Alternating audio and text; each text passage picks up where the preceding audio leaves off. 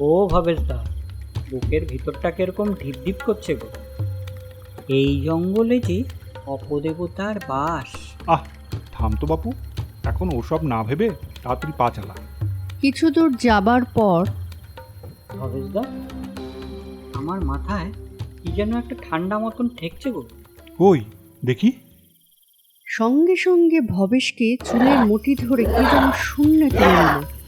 আবার ওদিকে রবি কিছু বুঝে ওঠার আগেই তাকে কে যেন দূরে ছিটকে ফেলে দিল। আবার ভবেশ ধপাস করে রবির সামনে এসে পড়ল। ওরা দুজনেই বাবা গো, মা গো, বাঁচাও গো বলে চিৎকার চেঁচামেচি শুরু করে দিল। এরপর শাকচুন্নি পিসি অবতীর্ণ হলেন ওদের সামনে এবং বললেন, এই বেটারা, রোজ আসতে পারিস না? আমি এখানে একা একা থাকি।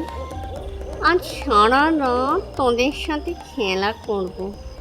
তোদেরকে ওপরে তুলবো আর নিচে ফেলবো। কি মজা লাগছে আমার, কি বলবো।